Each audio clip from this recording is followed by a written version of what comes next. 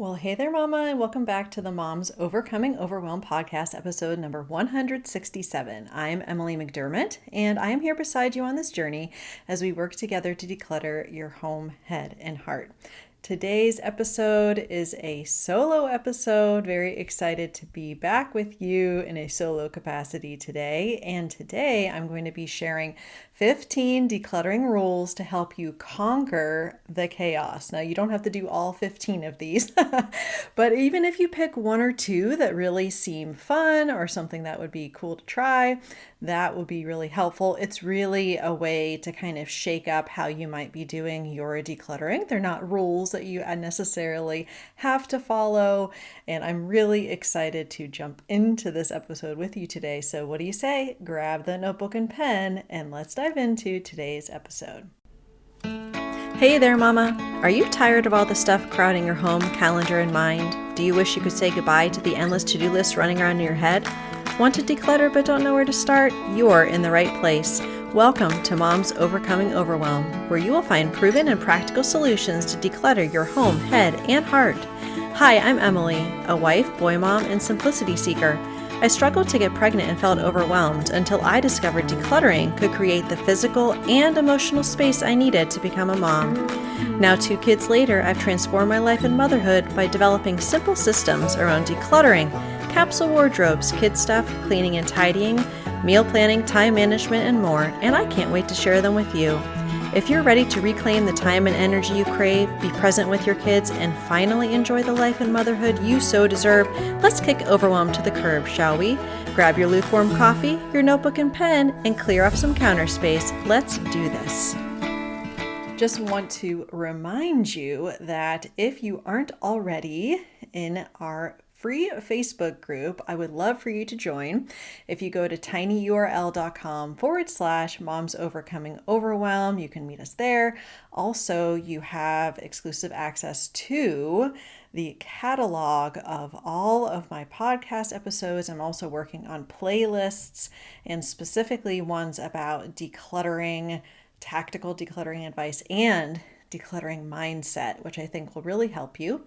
And I will be referring to several episodes in today's episode that you can find in the show notes if you want to learn more. Okay, let's dive into this. I have separated this out into different categories, and we're going to start with the tips about where to start, the decluttering rules about where to start. So the first one is the visibility rule, which I have learned about from Dana K. White from A Slob Comes Clean. And this rule is to start with the visible, out in the open. I love this, how she says this: people who walk in the door unexpectedly would actually see them spaces first. So imagine someone knocks on your door right now and you're like, what spaces would you want to tackle first that are the most visible? Similarly, with number 2, this comes from my friend Julia Obenga, and she is from Rich in What Matters, and she taught me about the stress test, which is similar, essentially asking yourself, what are the areas that are stressing me out the most? And usually I find with clients, those are surfaces. So especially in the kitchen or the living room, areas that are kind of those high traffic areas that things are just covered. So if you do the stress test and follow that rule, then you can focus on the places that are stressing you out the most. And of course, this is sort of a bonus one in this particular category. I always suggest that you start with the most unemotional areas, starting with your car. And the reason is that we can have that quick win. So perhaps a bonus one might be the quick win rule, which is wherever you feel like you could get a quick win for the day, you start there to get more motivation. Okay, so the next category of rules are ones that are aimed at making decluttering more fun, sort of gamifying it by picking a certain number of items or focusing on particular things. So number 3 is the 1 in, 1 out rule, or you could level up a bit and do 1 in, 2 out. So for example, if your kid goes to the book fair and brings a book home from the book fair, we have 1 in, and then maybe we took a look at the books they aren't reading anymore and we have 2 out. I think that's great to have the two out if you can, because we want to make sure that there's more flowing out of our home rather than what comes into our home, which is usually what causes clutter. Okay, moving on to number 4. This is called the 12-12-12 declutter rule. And I learned this from Juliana. She is at the Simplicity Habit. And you go around your home and you look for 12 things to throw away, 12 things to donate, and 12 things to put back in their home. And I recommend, and she recommends, focusing on those surfaces first, because those are usually the things that are easiest to see where they're supposed to go. And this is kind of fun because finding trash should be relatively easy. Finding things to donate, we can again start with those things that are the low-hanging fruit, not super sentimental or emotional.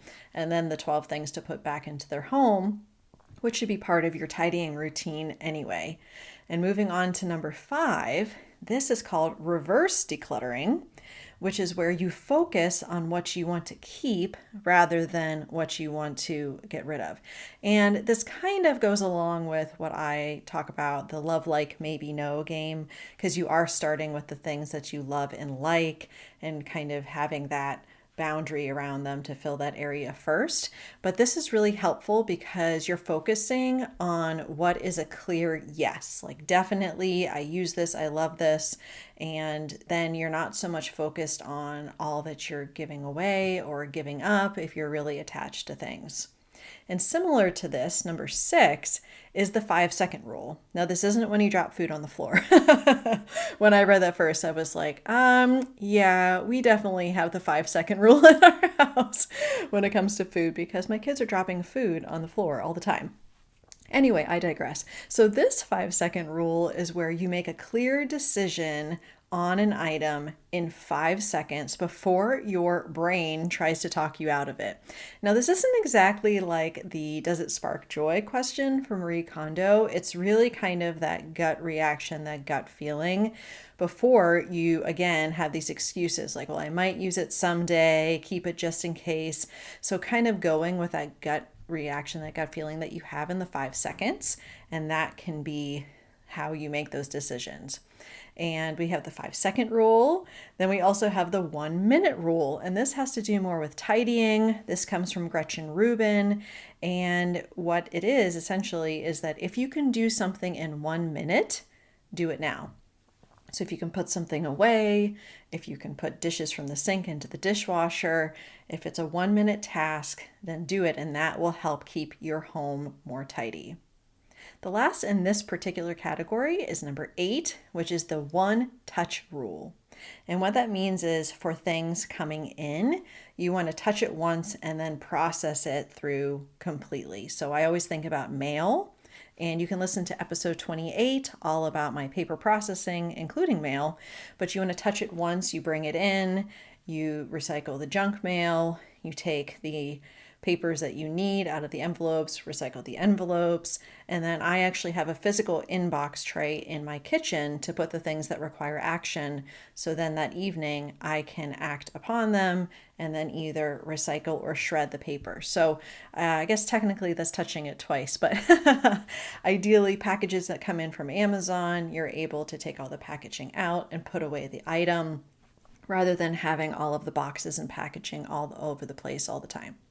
All right, moving right along, the next section is the questions or the rules, the things that help us decide what to keep and what to let go of. And as I mentioned, if you are in the Facebook group, one of the pinned posts is my episode guide. And considering we're on 167 episodes, I have quite a few examples of decluttering, tactical decluttering advice, and the mindset work, which is super important as well. So make sure you check that out. But most of these come from the minimalists, and they actually have an ebook, which I'll link in the show notes, all about decluttering rules. But these are really helpful. Again, it's kind of several of them have numbers in them, so that's really helpful to kind of make it more tactical. The first, which is number 9, is the 90-90 rule. So you want to ask yourself, have I used this in the last 90 days? Do I plan or do I realistically think I'll use it in the next 90 days? And if both those questions you answer no to, then you want to let it go. The next one, number 10, is similar to this, but it has to do with when you're decluttering, whether something we're holding on to that just because we think, oh, I paid so much for it, or maybe you have a ton of duplicates and you realize, I probably don't need this, but you still are wanting to hold on. And this is called the 20/20 rule. So when decluttering, you want to ask yourself if you could replace an item, worst case scenario, for less than $20 and in less than 20 minutes. And if you're able to answer yes to those, and it's something that you really never use, or perhaps it's extra USB cords or something, then definitely let those go. The next is something that I spoke about in episode 24, which are about these unusual questions to ask yourself when decluttering that aren't, does it spark joy? And this is the spontaneous combustion rule from the minimalists, which is more geared toward sentimental items that are perhaps family heirlooms or things that aren't super important to you, but you're holding on to because of guilt from your family. And the question is, if this item were to spontaneously combust, how would I feel? And if you would feel relieved that that dining room table from your grandmother would go up in smoke, then perhaps you should get rid of it. So that is a really great question to ask, having to do with sentimental items. The next, number 12, is looking at items just for when rather than just in case. And again, this comes from the minimalists. And the point of this is that we want to, if we're not using something actively, that we have a specific season or time frame that we would use it. So think about the sled that you might have in your shed for the winter time. You're not using that obviously in the summer, or I guess depending on your hemisphere, you might be using it in June, but most of us are not. And instead of saying, oh, I'm going to keep it just in case for some sort of aspirational future that might never happen, looking at those things that aren't used as often and using that just for when rule. And you can find out more about just in case thinking in episode 15. Okay, we're almost done.